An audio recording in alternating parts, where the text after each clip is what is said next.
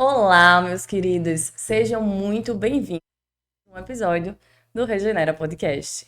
Antes de mais nada, deixe seu like nesse vídeo e compartilhe com aqueles que você ama, para que eles também possam ter acesso a esse conteúdo. E o tema de hoje vai ser muito importante para o momento que a gente está vivendo. A vida sempre nos convida a recomeços, porque todo ciclo tem um fim, e todo fim anuncia silenciosamente um novo começo. E para continuar caminhando, é preciso manter viva dentro de nós a esperança de dias melhores. Só assim a gente consegue dar sentido à vida e seguir em frente. Então hoje a gente vai falar dessa força que nasce da esperança, nos ajuda a construir um rumo melhor para nossas vidas e viver de forma mais leve e mais feliz. E para isso a gente trouxe uma pessoa muito especial, que vem de outro estado e tem uma energia maravilhosa. Fiquem atentos que Marcos vai anunciar.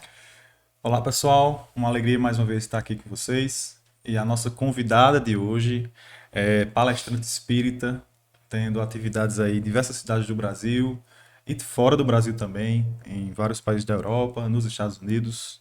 Ela que é colaboradora da Sociedade Espírita Maria Nunes, do Hospital Espírita André Luiz, da Sociedade Espírita Joana de Ângeles, todos em Belo Horizonte, além de ser colaboradora da Editora Espírita Fonte Viva. E tem vários livros publicados aqui.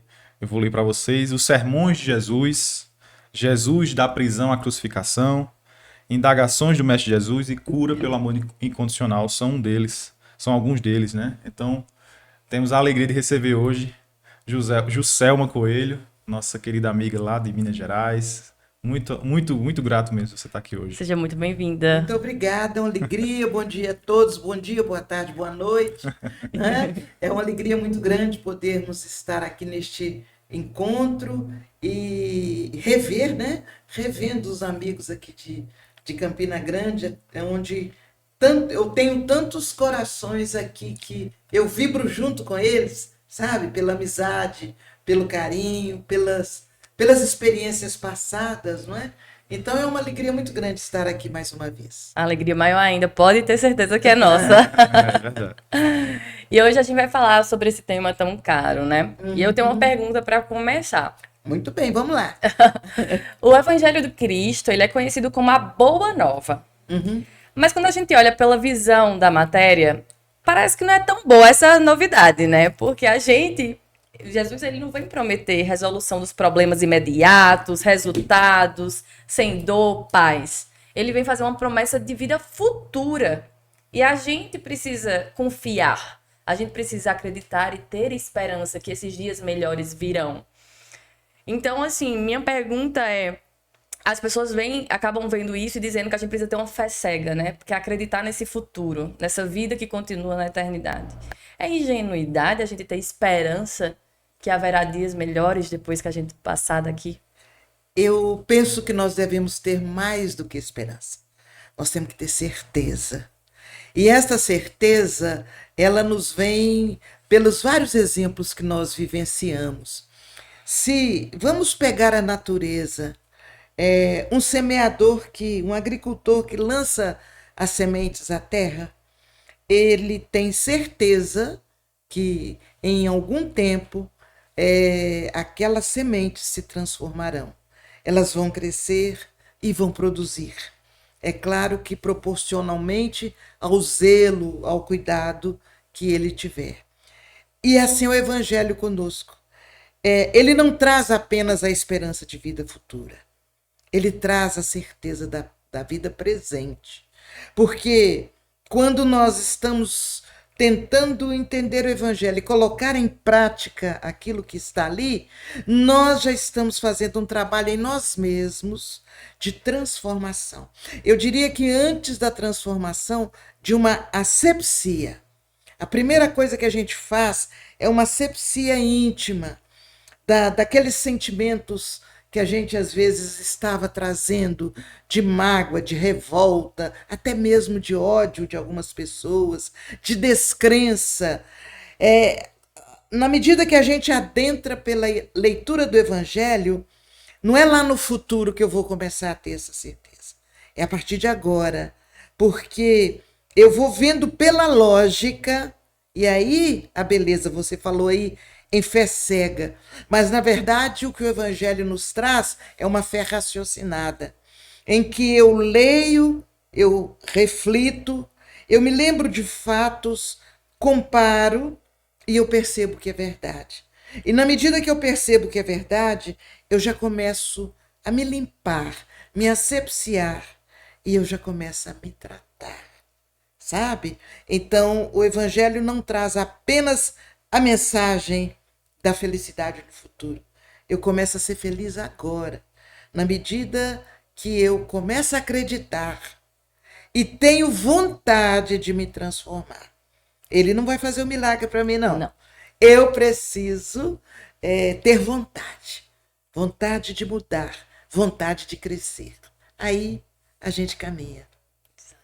Muito bom. E nessa caminhada, muita gente busca encontrar sentido para a vida. E alguns acreditam que o sentido da vida ou a felicidade vai ser representado por um estado de euforia ou de felicidade inviolável, vamos dizer assim, ou de alegria inviolável.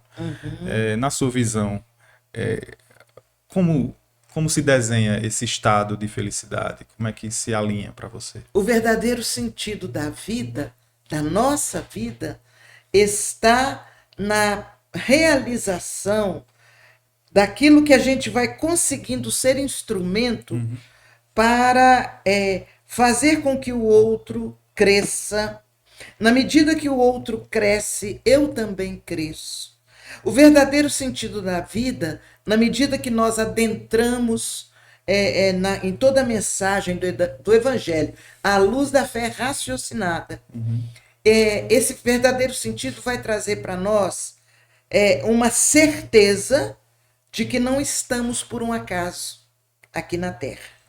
Vai trazer a certeza que Deus não fez como se fosse assim, um jogo assim que joga um monte De dados. de dados para todo. E aí vai, conforme cair, vai ser minha vida. E não é assim. Porque Deus estabeleceu leis. Leis divinas. Quando fala em lei, a gente assusta, fala, lei. Não. Como se fosse um aspecto punitivo, né? Mas a lei é algo tão bonito. E eu estou falando na lei divina. É algo tão bonito porque ela vai mostrando que em tudo está a justiça de Deus, em todas as circunstâncias. E eu vou aprendendo que o verdadeiro sentido é assim: eu vou vivenciar agora alguma coisa que é consequência de experiências passadas. E aí eu vou tentar vivenciar de forma melhor do que eu vivenciei antes. Ou seja, tudo que eu estou vivendo, seja de alegria ou de tristeza, agora tem uma razão de ser. Tem um motivo. E esse motivo não nos leva a uma ideia de punição. Muito pelo contrário. É uma ideia de oportunidade de corrigir aquilo que em algum momento eu dei uma distraída e deixei passar. É a chance de fazer de novo. É uma chance de fazer de novo. E fazer de novo com mais consciência. De uma maneira mais eficiente. Para não errar tanto. Tá certo? Perfeito. Essa jornada de refazimento, de asepsia, me remeteu literalmente a um hospital, quando você falou. Quando a gente rala o joelho e a gente precisa limpar. Também tem dor nesse processo, né?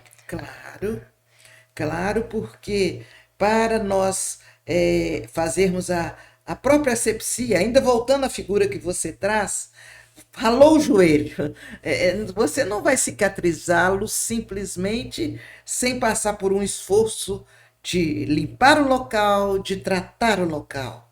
E até lá você vai sentir, sim, alguma dor.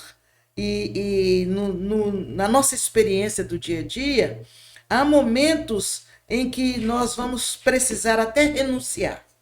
Renunciar não com dor, com aquele sacrifício que faz a gente sentir uma dor profunda, mas aquela renúncia natural de quem abre mão de alguma coisa para conquistar outra melhor ali na frente, sabe? Então, é um trabalho constante que nós vamos realizando. E é um trabalho agradável. não é um trabalho que nos provoque decepção. Eu estou sendo forçada a fazer isso. Não. A gente vai aprendendo a fazer. Quanto mais naturalidade e amor você colocar naquilo que faz, mais você se liberta. Porque, na verdade, a grande expressão que eu vejo aí é a libertação. Quando eu estou nesse processo de vivenciar, eu estou numa ação de me libertar dos compromissos passados. E essa libertação me aponta, escancar o futuro para mim com possibilidades luminosas, né? Então, o Evangelho só me mostra um caminho de luz. Sua fala me faz recordar um dos mandamentos de Jesus, né? Amar ao próximo como a si mesmo. E muita gente utiliza o como uma comparação, mas pode ter outra significação, que é a significação do dever, né? Amar ao próximo como dever, amar a si mesmo como um dever também. E não necessariamente uma comparação, porque são estruturas emocionais distintas. E com relação à dor, ao sofrimento, muitas vezes nós nos sentimos solitários diante do que passamos. Embora todos sejamos solidários nas dores que sofremos. A gente sofre mais ou menos das mesmas coisas, né? É um parente difícil, é uma incompreensão, é a dificuldade na casa espírita ou no trabalho. E aí, como encarar esse processo em que a gente se sente solitário? É interessante porque a grande verdade é que nós somos seres gregários. Nós não conseguimos viver sós. De uma maneira ou de outra, nós sempre temos alguém, alguma companhia. Pode ser até aquela companhia que nos faz sofrer. Mas mentalmente nós temos aquela companhia. Ninguém está absolutamente só.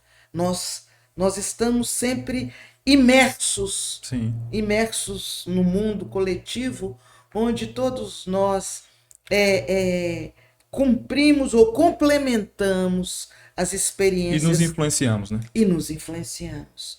Então, aquele que se sente só, ele pode estar vivenciando um momento de dificuldade em que ele se fechou. Introspecção. Exato, ele se fechou e está vivenciando, supervalorizando o seu momento de dor, o seu momento de dificuldade. Mas eu costumo dizer que aquela pessoa que vive só, ela está temporariamente em litígio com Deus. Veja só, ela está em litígio com Deus. Está brigando com Deus. Sabe por quê? Porque se ela estiver bem com Deus, ela não vai se sentir só. Ela vai perceber a importância da experiência de vida que ela está tendo agora. E aquele que se isola, ele quer ficar só. Ele se fecha. Ele se coloca num casulo. Mas mesmo no casulo, ele continua sendo amado por alguém, respeitado por alguém. Então, o ser inteligente que cada um de nós deve aproveitar essa oportunidade de estar em conjunto. Sim. E usufruir da experiência. É claro que nessa experiência de conjunto existem aqueles que até vão nos fazer sofrer um pouquinho mais. Também não tem jeito de perder essa experiência, porque aqueles que nos fazem sofrer um pouquinho, derramar algumas lágrimas, essas criaturas são, naquele momento, como se fossem nossos mestres, porque eles é que criam chance da gente crescer um pouco mais, na reflexão, na compreensão, na tolerância, na paciência. Geralmente são os adversários que nos apontam nossas necessidades, né? Não que os nossos amigos não façam isso, mas os nossos amigos são tão aconchegantes com a gente, não é? Que compreendem, né? Eles compreendem e, entre aspas, assim, passam por cima das nossas limitações, sem, às vezes, nos dar a chance de ver que estamos errados, sabe? Eles são tão amigos que eles nos toleram. E nós toleramos outros, não é isso? Então, aquele que é um opositor, ele acaba sendo instrumento de nos mostrar onde a gente precisa melhorar, sabe? Então, não existe solidão. A solidão nós criamos. E quando nós estivermos atentos, nós conseguiremos ver o mundo à nossa volta. Olha que eu ainda não estou falando do plano espiritual, hein? Eu estou falando apenas Da matéria, né? da matéria. Porque se formos considerar o plano espiritual, aí é que a gente não está só mesmo. É verdade. Né? Eu costumo dizer que o herói, ele é do tamanho do seu vilão. Porque se não há vilão, ele fica naquele lugar. E quando o vilão ele cresce, ele precisa ser maior do que ele. A vida traz esses desafios para a gente conseguir ser... Sim, porque lá na frente a gente vai ver que eles não são inimigos, que eles não são opositores. Às vezes existem assim situações íntimas neles que eles almejam aquilo que a gente tem. Eles vão, puxa, mas por que não é comigo? Por que eu não tenho essa possibilidade? E essa vibração que eu estou contornando para não falar inveja, mas acaba sendo, né? Essa vibração de querer o que eu sou, muitas vezes o torna um opositor nosso. Ele começa a buscar em nós motivos para justificar o comportamento, sabe? Mas na medida que a nossa fé raciocinada cresce, a gente não tem nem muita chance de ficar valorizando as atitudes desses que no momento são opositores. Mas que a vida, nesse crescendo que a gente vai, lá na frente, vai nos proporcionar a oportunidade de nos reencontrarmos numa outra situação. E aí entra a beleza da vida, né? Esse reconciliar-nos com aqueles que ainda no momento são opositores. Exato. E tudo que a senhora vem falando remete à forma de encarar a vida, a forma de encarar as situações, né? E quando a gente vai recomeçar, não tem como não olhar para trás e dizer, eita, rapaz, você começa a fazer uma análise, né? Como não se paralisar diante disso? Porque às vezes parece que isso ganha da esperança de que eu posso mudar, eu posso me transformar, eu sou o maior. Nem que eu posso ser, eu sou dentro de mim, naquela centelha, eu já sou, mas não consigo reconhecer. Eu às vezes gosto de falar um pouquinho da minha experiência própria.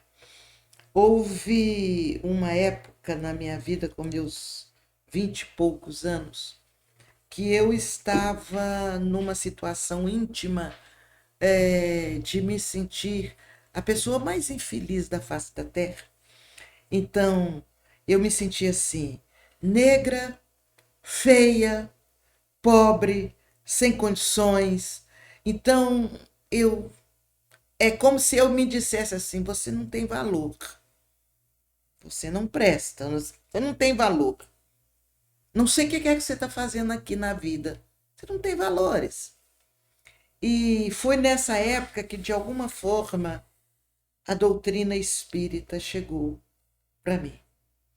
E foi muito interessante que não veio trazendo esperanças simplesmente para um futuro.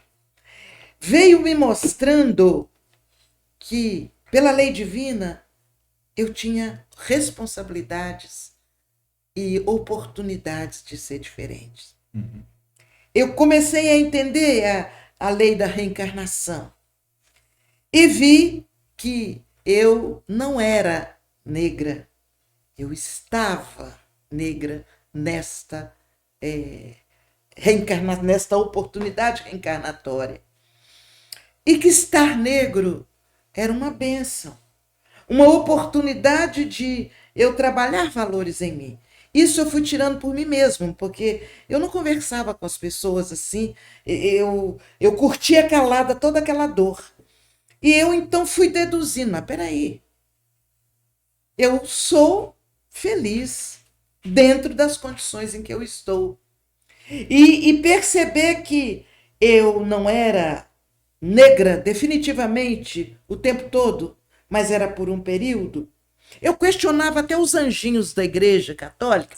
Falava, por que só tem anjo branco de cabelo cacheado, lourinho? E onde, então negro não tem chance, nem para ser anjo, nem para...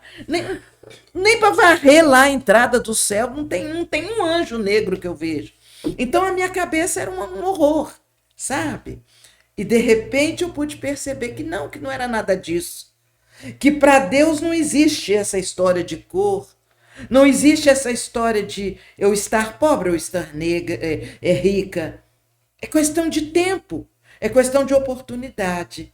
E quando eu entendi isso, é como se eu tivesse trocado toda a bagagem, todo o conteúdo da minha mala. Então, a minha mala já não estava carregada de complexos. A minha mala estava carregada de possibilidades, sabe? E eu comecei a olhar para as pessoas, e também não faço questão. Se a pessoa me olha e eu percebo que ela tem alguma dificuldade de conviver com negro, porque existe isso. A gente não fica tentando mentir. Eu simplesmente dou uma saidinha de leve e vou para o outro lado, sem achar que é o fim do mundo, sabe? E eu fui aprendendo, então, a viver bem onde estou, com quem estou, nas condições que eu estou. Então, quando eu coloco tudo isso para você, é exatamente porque o meu futuro é agora, na medida que eu conheço. Por isso eu falei, conheci a doutrina espírita. Eu não fiz estudos aprofundados naquele momento inicial. Mas eu entendi os princípios, alguns princípios da doutrina. E a reencarnação é um deles. A causa e efeito é outro. Puxa, eu estou passando por alguma coisa que é necessário para mim para eu corrigir. Sabe? E na medida que a gente vai pensando assim, dentro da lei, da lógica, acabou. A gente começa a se sentir outra pessoa. Aí você descobre que você é um ser, que você tem a mesma luz que o outro tem. A sua pode estar embaçada por algum comportamento, a do outro pode estar mais visível por outro comportamento, mas é o meu comportamento que vai mostrar a intensidade ou não dessa luz. Não é um estado momentâneo, social. É a minha condição íntima. É a minha vontade de mudar, de crescer e de ser instrumento também do progresso. Na minha condição, o que eu posso fazer para melhorar a vida do outro? Não basta eu ficar dizendo que está ruim, que o governo fez isso, que deixou de fazer aquilo. E eu? O que eu estou fazendo? Então, tudo isso muda a nossa postura e você começa a se sentir útil. Você começa a se sentir necessária. E essa solidão começa a ser desfeita. Portanto, voltando à sua pergunta, o que fazer para sair desse estado? Conhecer é a primeira coisa. Querer conhecer. Mas não é assim, fazer um doutorado de doutrina espírita. Não precisa. Porque o pouquinho que você conhecer já abre o caminho, sabe? E aí você persiste e vai. E você não é que se transforma em outra pessoa, você se encontra como você verdadeiramente é. Quando você contou essa história dos anjos, né? Dos anjos brancos, me lembrou. Minha mãe é uma mulher preta. E quando ela era pequena, ela morava no sítio, e no interior tem muita cultura de igreja, né? Das coisas da igreja, das festas religiosas. E, por uma vez, ela queria... Na verdade, ela queria muito, quando era criancinha, ser o anjo na apresentação da igreja, né? E ela não podia, por causa da cor. E aí, às vezes, a gente tá num mundo que não reconhece o nosso valor. E a mensagem de Deus vem pra mostrar, abrir os nossos olhos. Dizer, você é amada, você vale, você tem espaço. Se veja, se reencontre.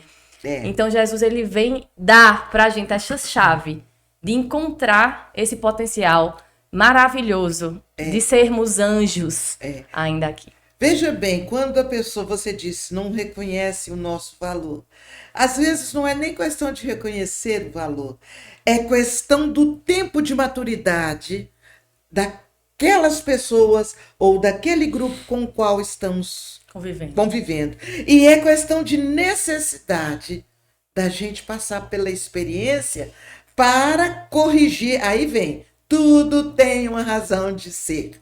Eu não vou passar por essa experiência se ela não for útil para mim. Agora, vai depender da maneira como eu passar por ela, sabe? São situações que nós não devemos valorizar os pontos negativos que acontecem. Eles acontecem, sim. Eu não gosto de fazer aquela cortina dourada e dizer que é tudo composto de flores perfumadas. Não. Existem momentos, sim, de dores, de experiências fortes, mas você descobre que você tem dentro de você recursos para vencer. Não é, no caso da sua mãe, não foi não ter sido aquela que coroou lá Nossa Senhora, que ela deixou de ser uma criatura, filha de Deus. Sim. E em outros momentos, certamente, foi para ela, de uma maneira clara, a noção, eu sou filha de Deus, sim. Sim. E pronto. É assim que, sabe, nós não podemos esperar que todos nos amem, que todos nos aplaudam, que todos acham que nós temos os valores. Não. A gente precisa fazer por nós mesmos, né? Claro.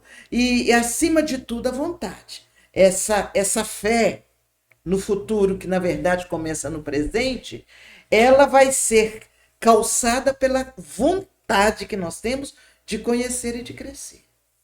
Muito bom. Você falava aí, e eu me lembrava da obra de Viktor Frankl, Em Busca de Sentido, em que ele fala sobre propósito, né? E também da experiência dele de sobrevivência. Sim. Porque até me lembra também um discurso de Divaldo, em que ele fala a respeito da sobrevivência, do que é a vida. Sim. A vida é não naufragar. Ou, se naufragar, continuar nadando. Exatamente. Nós precisamos perseverar no nosso empenho de viver. Isso. Mas não viver de uma forma vegetativa. Viver sendo útil para nós próprios e para quem estiver ao nosso alcance. Isso. E foi o que o Vitor fez. Ele não só sobreviveu a tudo aquilo, como ele deixa uma amostra, um conteúdo de tudo que ele vivenciou, que hoje serve de cursos, de especializações para tantas pessoas que ali encontram o caminho de seguir. Eu costumo dizer na evangelização da juventude que a vida é como se fosse um mar. E a gente tem um barquinho e um remo. O barquinho eu costumo dizer que é Jesus. O remo eu costumo dizer que é o Espiritismo. Algumas pessoas olham para o mar e olham ao seu redor e vê o horizonte. Ou quando você olha para o horizonte é só uma linha, né? De 360 graus. E quando a gente começa a remar, né? É preciso remar numa direção. Para ver pelo menos a pontinha da montanha lá naquela terra distante que a gente vai encontrar. Mas muitas pessoas ainda têm dificuldade de encontrar o sentido para a própria vida, que é o tema que Viktor Frankl trata no livro, né? Exato. E aí, quando a pessoa não sabe para onde ir, que caminho ela vai tomar? Pois é, quando ela não sabe para onde ir e quando ela não tem naquele momento condições de lidar com a sua própria vontade, os amigos espirituais, que ninguém está só, e portanto nós temos aqueles que nos acompanham e que nos sustentam.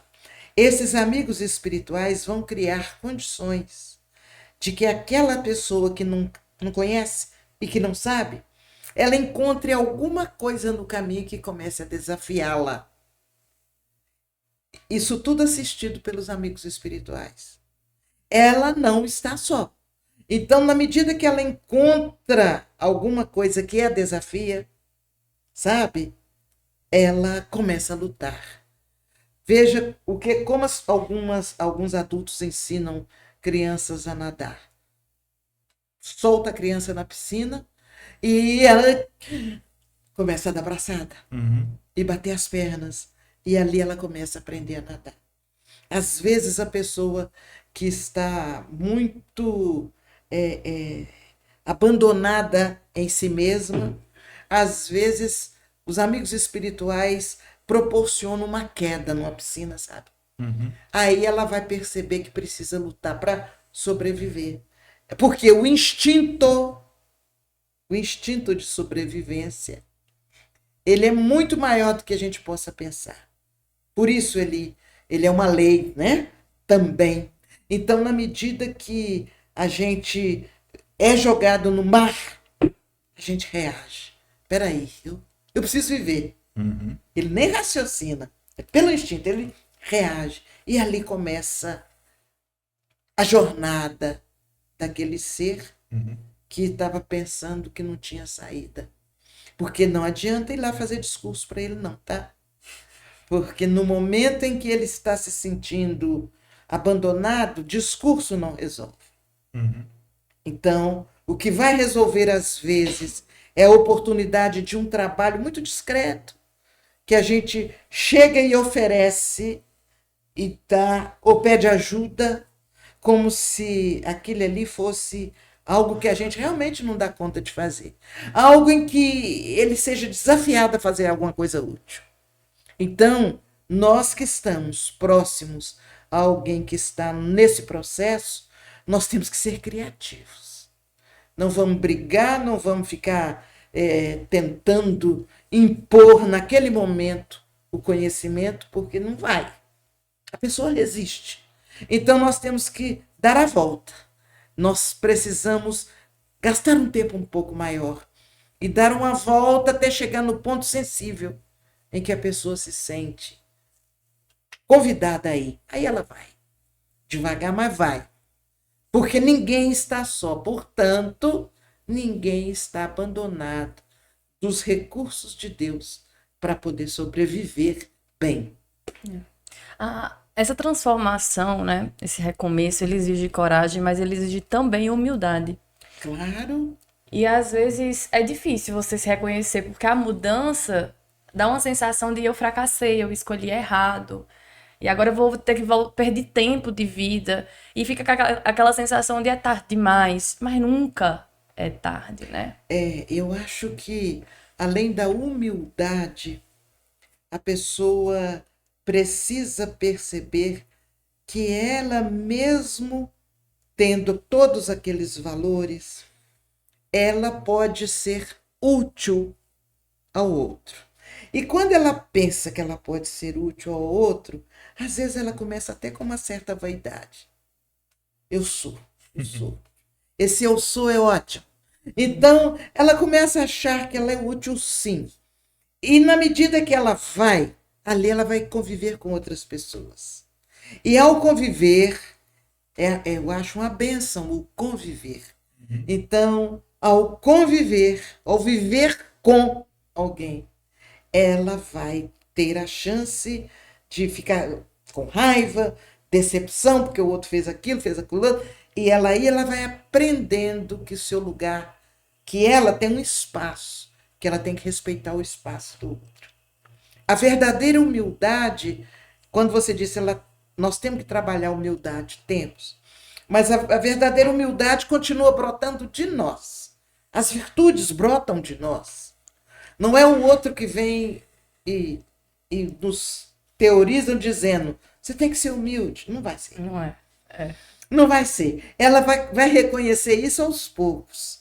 Depois que se machuca aqui, que machuca ali, ou que machuca sem querer alguém que ela não gostaria de ter machucado.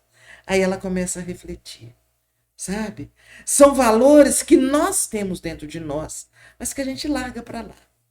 E que quando temos a chance, a gente vai reconquistando a oportunidade de ser humilde, de ser paciente, de ser tolerante. Quem está muito só não tem um pingo de tolerância com os outros, né? Vocês já repararam isso? A pessoa não tem tolerância. Tudo a incomoda. Tudo a incomoda. Até o barulho da boca do outro que mastiga incomoda. Puxa, mas tem que mastigar dessa altura? Mastiga mais baixo. Quer dizer, é natural isso. É o momento que a pessoa está. Mas na medida que ela começa a se encontrar, ela começa a tolerância, começa a fazer morada de uma forma mais efetiva. Então, a pessoa que está no momento de se sentindo em abandono, ela precisa muito de motivação para se encontrar. E quando ela se encontra, ela vai se posicionando de uma maneira maior, mais ampla. Eu acho que para isso precisa também desfocar dessa exigência social, principalmente das redes sociais, para um certo padrão, né? É. E a gente vive Sim, nessa busca incessante e não para simplesmente olhar e amansar o nosso coração e sim. nossa personalidade, É né? questão de tempo e é questão de oportunidade. E eu volto ao conhecimento. Não precisa. É claro que, sendo espírita, é claro que eu vou falar na doutrina espírita em primeira mão.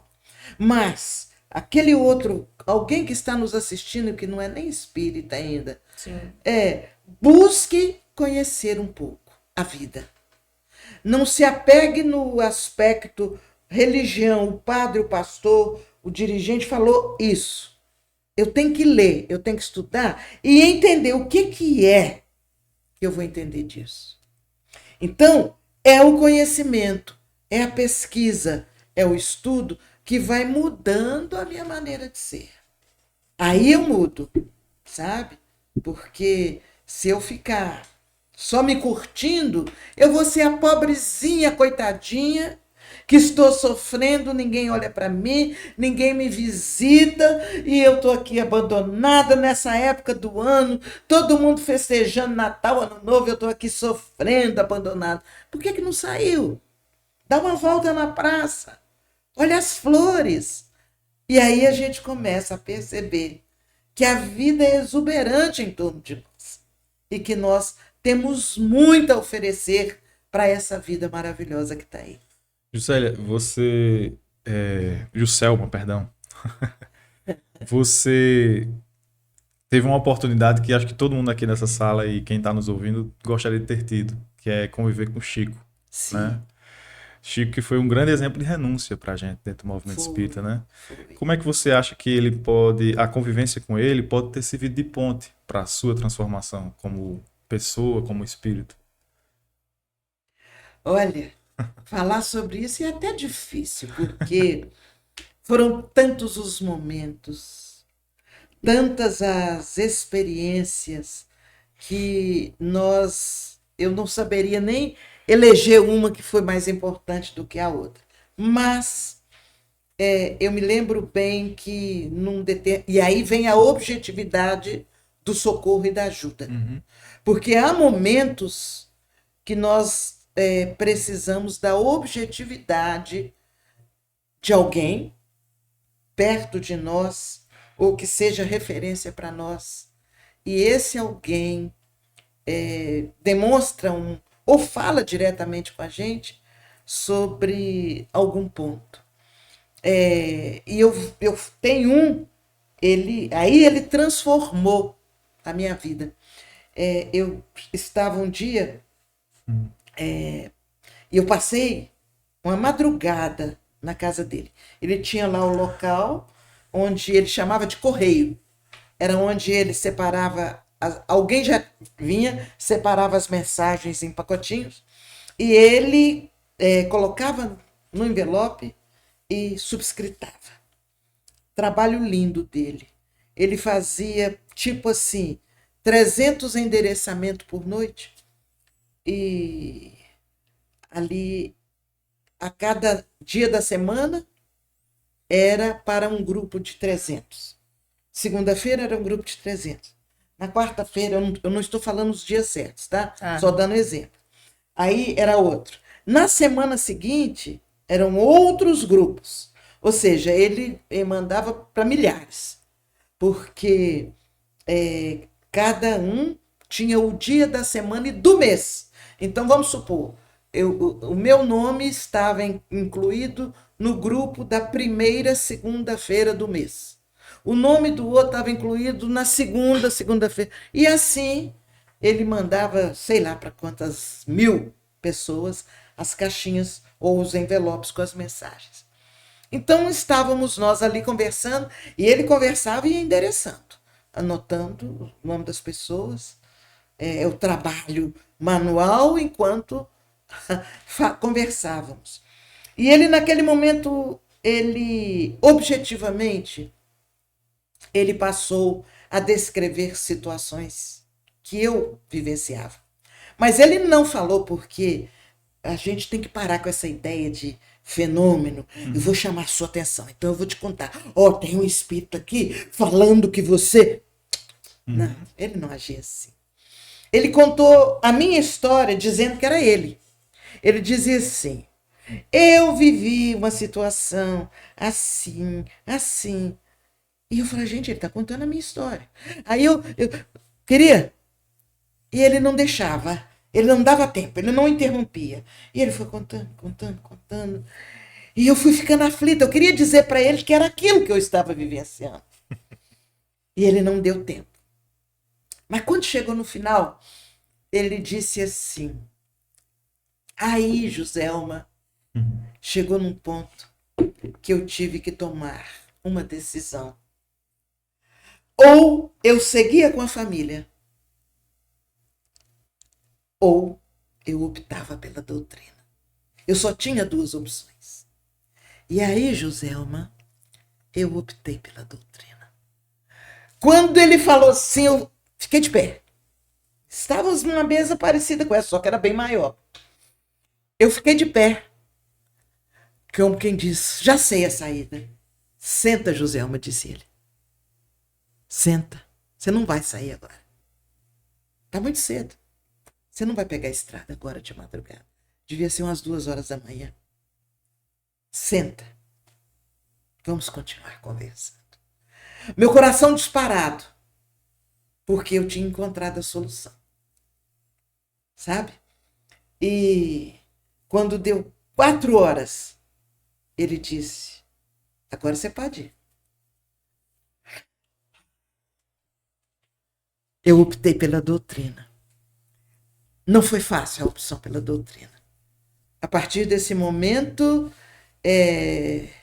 aqueles opositores encarnados se evidenciaram. Os que contavam comigo em outras situações questionaram. E tudo mudou. Foi dificílimo. Optar pela doutrina foi difícil. Porque ali eu defini meu caminho.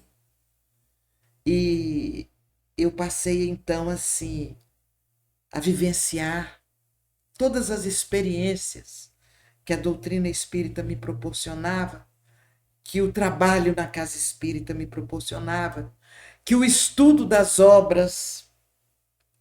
E ele na saída ainda disse assim: não abandone suas madrugadas. Eu tinha hábito de levantar 4 horas da manhã para estudar. E, seguindo a orientação dele, eu continuei levantando 4 horas para estudar a doutrina espírita. Então, naquele momento, ele mudou minha vida. Ele mudou radicalmente a minha vida.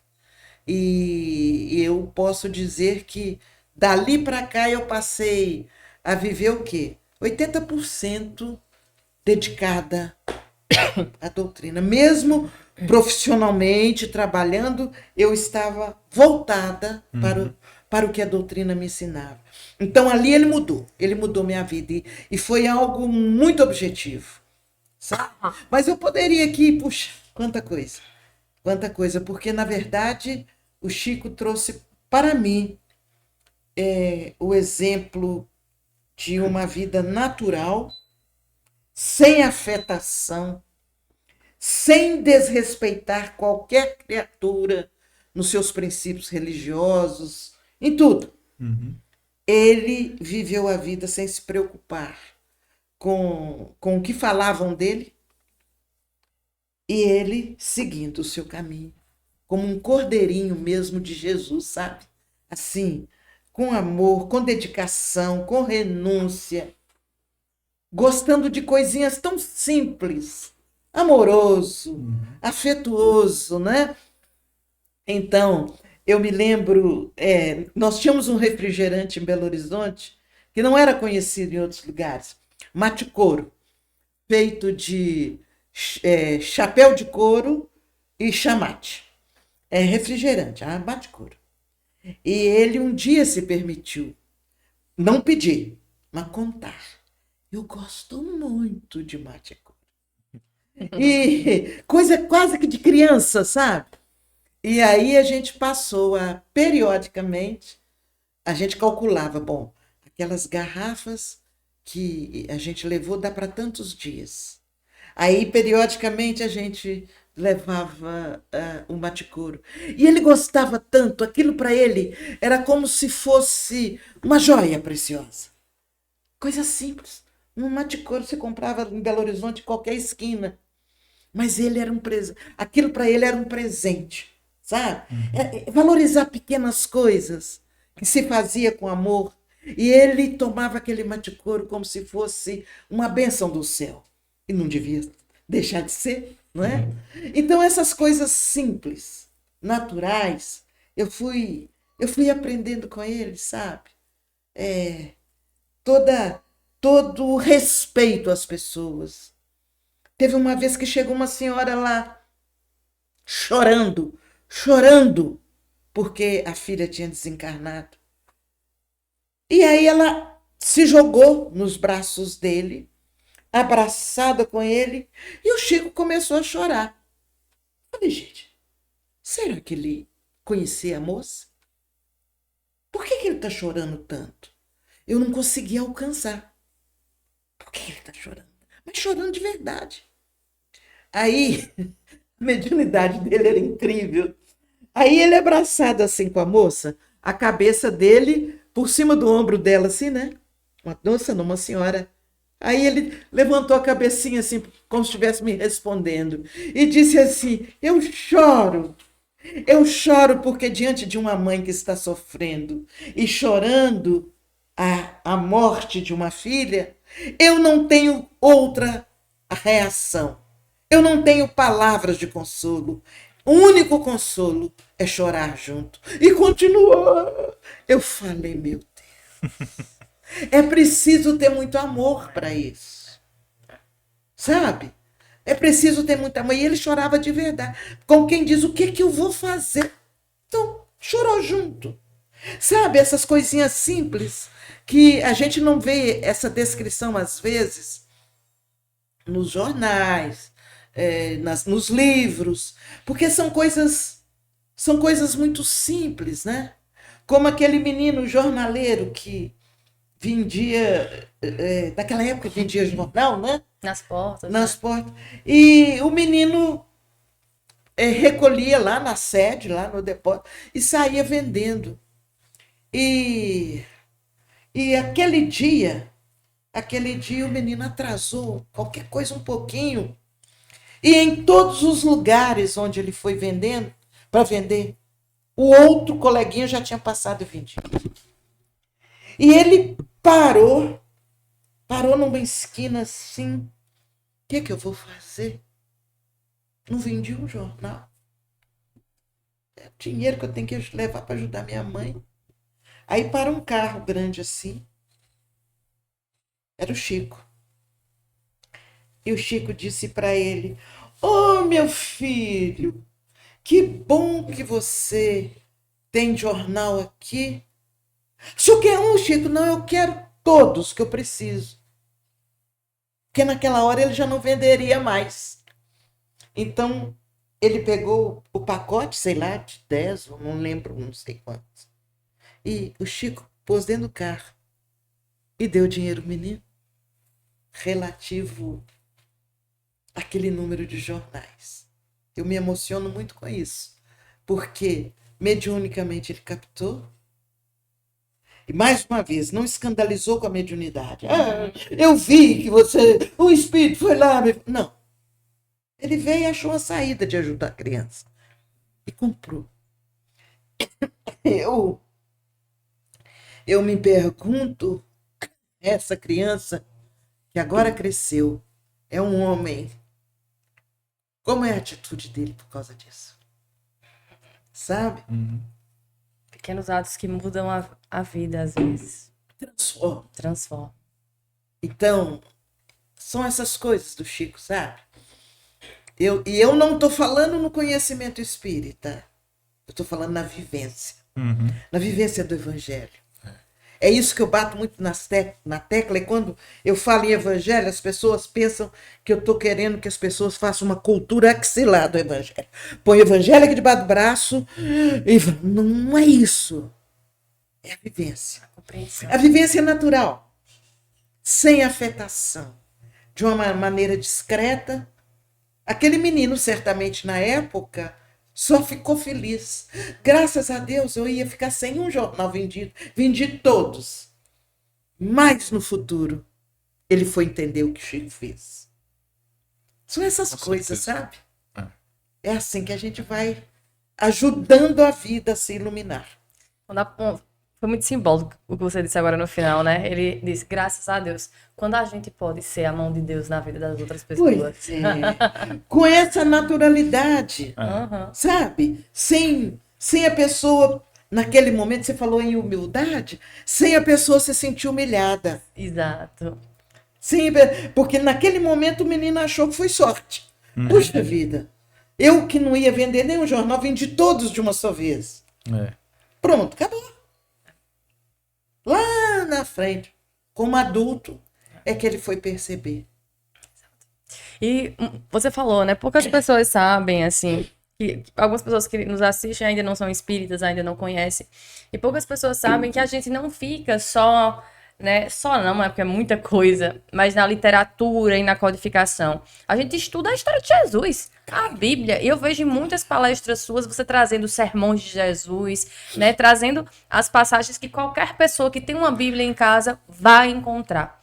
Eu queria saber, existe alguma diferença na visão que o espírita tem de Jesus para a visão que a sociedade tem de Jesus? Talvez a lente com que a gente olha a descrição que está na Bíblia. Porque muitos consideram Jesus um santo, e eu não estou discutindo a altura evolutiva dele, e ficam só com o milagre. Multiplicou os peixes. A doutrina espírita, com a fé raciocinada, nos leva a entender o fato. Ele multiplicou os peixes por quê?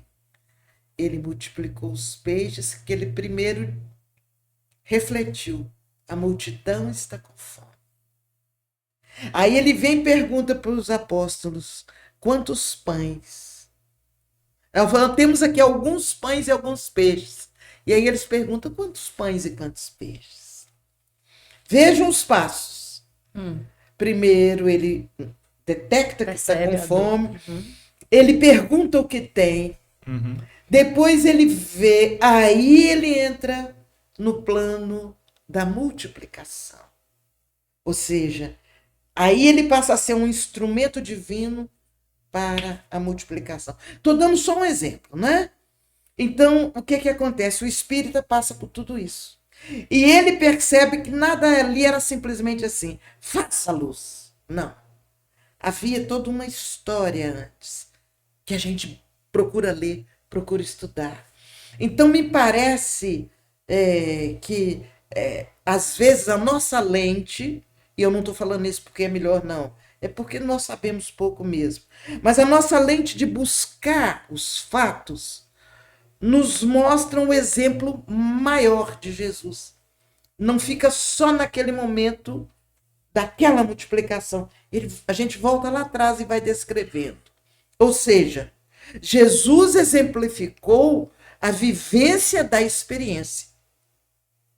Aquele outro fato tão importante que é descrito em João, no capítulo 1 de João, ele fala que Jesus foi chegando, naquela região ali tinha um parque, ou um alpendre, com muitas pessoas com limitações físicas, que estavam ali esperando o quê? A água se movimentar para que o primeiro que mergulhasse seria curado. Esse é um fato, é um fenômeno. Então Jesus chega. Aquele homem estava ali, tinha 38 anos, olha o tempo. E o Novo Testamento descreve. 38 anos. Gente, 38 anos é uma vida. É. Uhum. Ele estava ali, por quê? Ele era paralítico, estava esperando que alguém que olhasse para ele, puxa vida, dessa vez eu vou levá-lo. Eu vou esperar que eu vou dar outra vez. Claro que não. As pessoas buscam a solução dos seus problemas. Então ninguém olhava para ele. Por isso ele estava ali há 38 anos. Ninguém pensava assim, vou levá-lo para ele ser o primeiro a mergulhar. Né? Então, o que acontece? Jesus chega e vai direto nele. Então Jesus já sabia. Ele vai direto nele e faz uma pergunta. Queres ser curado? À vontade. Uhum. Porque se aquele homem, em 38 anos, quisesse verdadeiramente ser curado, ele tinha dado um jeito, nem que fosse se arrastando, até ficar mais perto. Mas ele estava comodamente lá no canto, esperando que alguém fosse lá buscasse para mergulhar.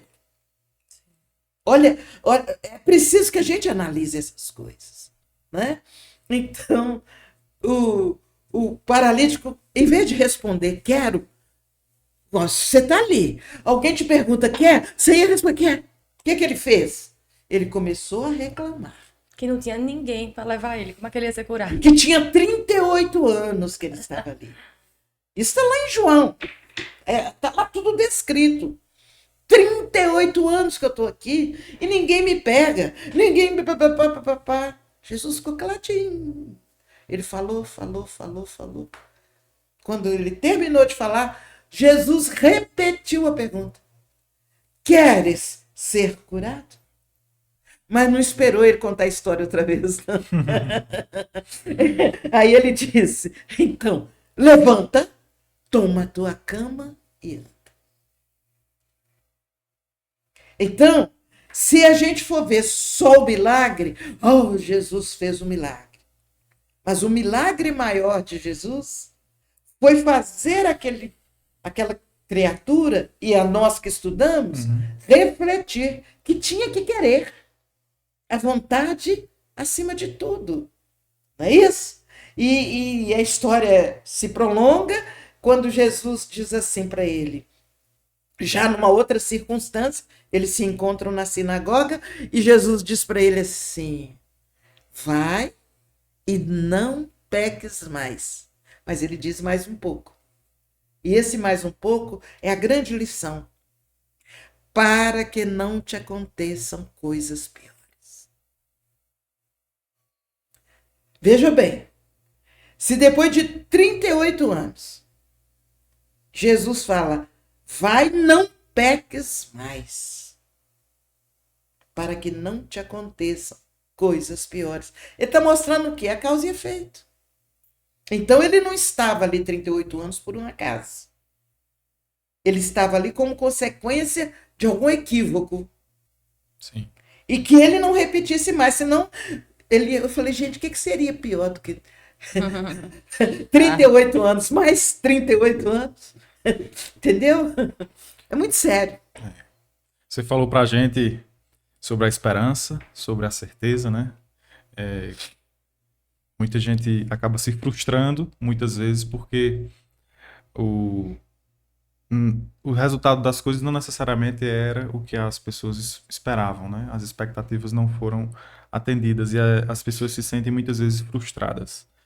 E por todos os seus anos de experiência, pela sua própria vida, o que é que você teria a dizer para as pessoas que estão passando por momentos difíceis?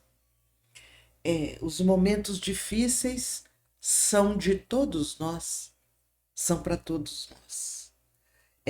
Porque o tamanho do problema é proporcional à nossa capacidade de enfrentá-lo. Então, todos nós estamos enfrentando problemas. Cada um na área em que tem mais dificuldade, talvez, de vivenciar. Então, para todos nós, fica o convite para a renovação. E quando estamos aí nessa virada de ano comercial, vamos dizer assim, cultural, Metade da década já foi embora. Metade da década já foi embora. Para nós outros, a renovação se faz urgente. É. A renovação no sentido assim, de não ficarmos chorando o leite que se derramou aqui que eu não consegui recuperar. Isso. Vamos tentar prosseguir. Se eu queria uma laranja, para mim lá é Serra d'Água, eu não sei que nome tem aqui, bem doce. Mimo do céu, eu acho. Ninho do céu. Mimo. Mimo do Mimo do céu. céu. Se eu queria uma laranja mimo do céu e eu ganho um limão, eu não vou chorar porque eu ganhei um limão. Mas eu queria era a laranja mimo do céu. Ou para nós lá, Serra d'Água. O que é que eu vou fazer? Eu vou fazer com que aquele limão me ofereça algo que, se não é igual a laranja, mas também não vai ser tão pior. Eu vou arrumar um pouquinho d'água, um pouquinho de açúcar e faço uma limonada. Sacio minha sede. Pronto. Eu faço uma limonada. Ou seja, esse exemplo que eu estou dando é no sentido assim, o que eu queria era isso e não veio. Eu não vou cruzar os braços e chorar. Eu vou buscar com o que eu tenho transformar o meu momento, o momento dos meus amores, da minha família, em algo mais palatável, mais aceitável no momento que eu estou vivendo. Então, repara que a gente roda e cai na vontade. Uhum. Primeiro eu tenho que querer e em seguida eu tenho que agir. Agir para concretizar o que eu quero, sabe? Nesse momento de renovação, eu preciso buscar as minhas forças íntimas e agir em favor daquilo que eu pretendo. E se não vier exatamente como eu pretendo, que eu saiba tirar proveito do que veio. Porque se veio o limão, é porque eu precisava do limão. É essa... e isso não é fatalismo, não. Não venham me dizer, mas aí isso é fatal. Não, não é. É questão de entender a oportunidade que chega. Agora eu vou usar esse limão para matar minha sede. Lá na frente, quem sabe, eu não vou conseguir uma laranja, eu vou conseguir plantar na minha casa um pé de laranja. E distribuir. Sabe? É esse otimismo, não um otimismo ralo. Ilusório. Não, tem que ser um otimismo real, concreto, que parte das possibilidades. O que eu posso fazer para chegar lá? Marcos, vamos agradecer ao nosso patrocinador. Com certeza. Gente, esse episódio, assim como todos os outros do nosso canal, não foram possíveis sem a colaboração dos nossos amigos da Colinas Engenharia, pela pessoa do nosso amigo Y, que tem contribuído com a gente financeiramente para a gente manter esse projeto. É um projeto sem fins lucrativos, é um projeto voluntário, né? E destina-se à divulgação da doutrina espírita. E agradecer também nossos familiares que, Sim. vez ou outra, colaboram para que esse projeto também se mantenha de pé. Gratidão a todos vocês. Muito bom. E chegando aos momentos finais aqui dessa conversa maravilhosa ao seu lado, Joselma, eu achei muito interessante, né, que a gente trouxe esse tema esperança. A gente nunca sabe como a conversa de fato vai se dar. E você trouxe a ideia de certeza, de vontade. Porque esperança, às vezes, fica no campo das ideias, no campo do desejo, na esperança que alguém venha me salvar, como a história que você contou de João, né, capítulo 5. Então, assim, você fez uma convocação a todos nós. Sim. Para a gente tomar uma decisão de mudar a nossa vida, de se olhar no espelho com mais dignidade, mais amor, de encontrar sentido na vida sendo útil ao próximo, entregando amor, porque é assim que a face de Deus se mostra nessa terra. E a gente tem uma frase também muito conhecida da Bíblia, que é ser fiel no muito e no pouco, porque nem toda missão espiritual é uma grandiosidade aos olhos do mundo. E aí você também trouxe a ideia de gratidão, porque às vezes a esperança nasce dessa gratidão pelo abrir dos olhos. Quando a gente começa a agradecer que tem prato para lavar porque eu comi, tem cama para forrar porque eu tenho um teto, a gente começa a se esperançar, se encher desse sentimento de que a vida vale a pena. E é nisso que a gente começa a dar os primeiros passos nesse rumo a uma vida de transformação mais leve e feliz. E aí eu queria fechar falando dessa missão espiritual. Como é que as pessoas que vão começar esse ano, culturalmente falando, podem encarar sua vida comum como parte de sua missão espiritual? Pois é, eu acho tão importante que nós possamos entender a nossa condição, a nossa importância diante da vida. Nós não somos meros enfeites, adornos na vida. Nós fomos criados com possibilidades de utilidade para alguém e para nós próprios. Então, muitas pessoas se sentem muito pequeninas, eu não dou conta, o que eu posso fazer? Na verdade, quando a gente fala tudo isso, nós não estamos falando em grandes heróis, mas ao mesmo tempo estamos.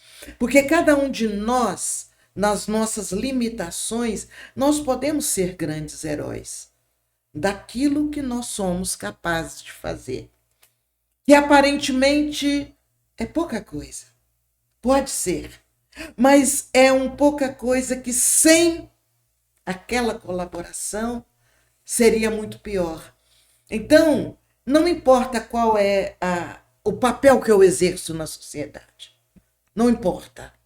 E não temos que nos transformar em divulgadores diretos da doutrina espírita. Porque para eu ser feliz agora eu tenho que ser. Não.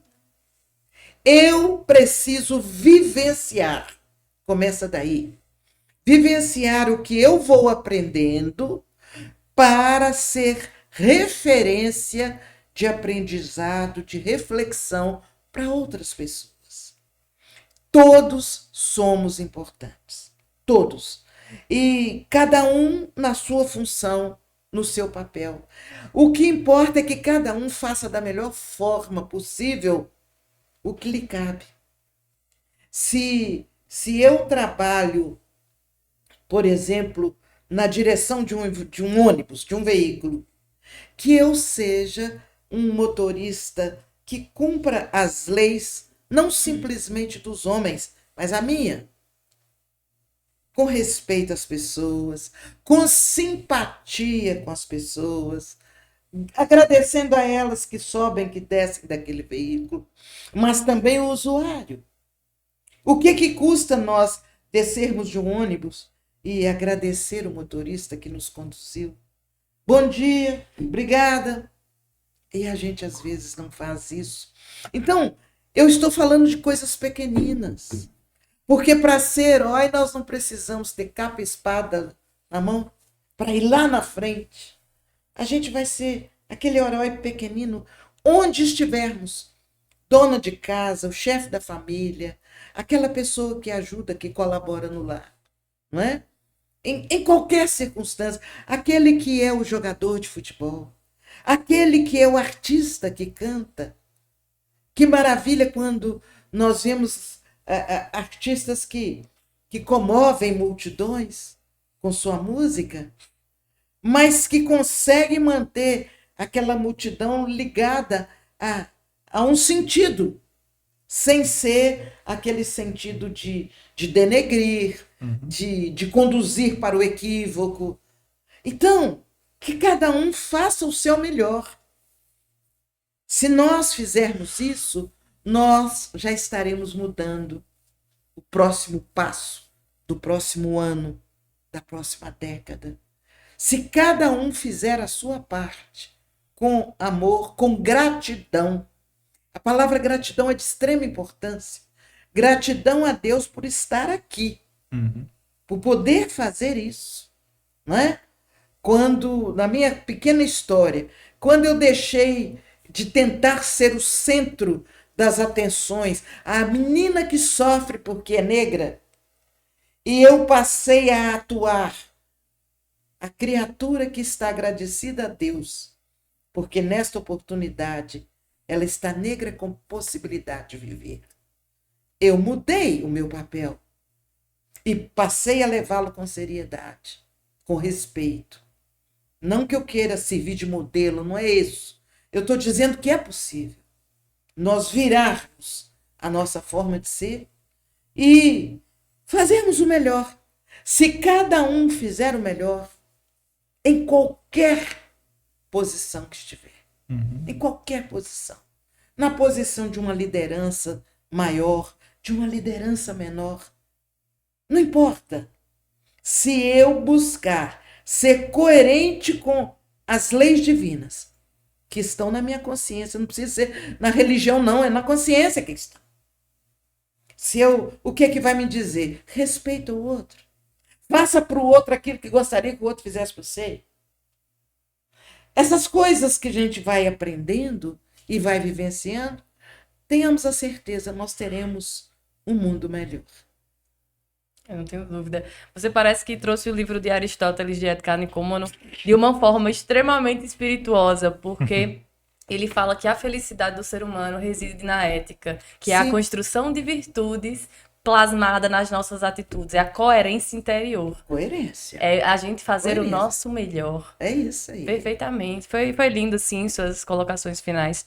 Queria agradecer. Achei importantíssimo. Foi muito bom. Foi Nossa muito Senhora, bom. muito bom. Até a gente convidar as pessoas a iniciar um novo ano com esse sentimento, né, de renovação íntima Isso. E de coragem. e de Coragem. muita coragem para encarar-se a si mesmo e a Sim. vida Isso. com aquilo que a gente necessita verdadeiramente. Exatamente. Lembrando que a gente fala da divulgação do espiritismo não como um processo de adesão religiosa, Isso. mas como a mudança de um olhar para a vida. O espiritismo é, acima de tudo, um conhecimento que liberta a nosso entendimento sobre a vida. O convite não é para você aderir a um movimento, mas para você revisitar sua forma de viver e, quem sabe, encontrar um pouco mais de paz dentro do seu coração, através dessa visão consoladora que o Cristo veio nos trazer, através das obras, através de exemplos de pessoas que fazem a caridade nas suas mais diversas formas. Então, estudem para ter conhecimento e não para aderir a algo, que essa não é a nossa intenção. E aí eu queria que você deixasse a mensagem final para o pessoal realmente virar o ano com as suas palavras, não com as minhas. Olha, não faça isso. Mas, acima de tudo, gratidão. Gratidão pela vida, gratidão pela oportunidade de estarmos onde estamos. Não importa. O importante é que nós agradeçamos a Deus estarmos aqui ou ali ou acolá. E a certeza de que para fazer o bem e para ser feliz, nós não precisamos de muita coisa material. Eu não preciso ganhar na loteria para sair fazendo bem. Eu posso e devo fazer o bem com o sorriso que eu puder liberar para as pessoas, com o olhar de compreensão diante de um equívoco, com a oportunidade de trabalhar de uma forma incansável em favor de alguém que no momento está precisando mais do que eu. Isso é de extrema importância. E esse trabalhar por alguém, minha gente, às vezes é só fazer uma pequena prece em favor do outro. Não precisa nem de deslocamento físico. É orar para aquele que está à frente possa ser ajudado e ser apoiado. E aí, em tudo isso, eu aprender a silenciar a crítica, a reclamação, a insatisfação. Bom, acima de tudo, amar. Amar de forma incondicional. É o convite. Vamos amar. Tudo vai mudando na medida que a gente ama. De forma incondicional. Não é amar apenas quem vive ao meu lado.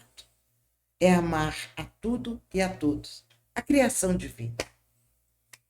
Muito obrigada. Muito obrigado, Selma. Foi uma alegria receber você aqui. A alegria foi minha de estar aqui. E peço desculpas se em algum momento a gente não conseguiu atingir o objetivo. Foi muito bom, foi excelente. Que Deus nos abençoe. Todos nós. Galera, Valeu, até gente. Até a próxima. 2016. 2026. Desculpa, eu atrasei 10 anos aqui na história. Até 2026. Até a Vai ser um próxima, prazer gente. continuar com vocês. Um abraço. Um Tchau, abraço. gente.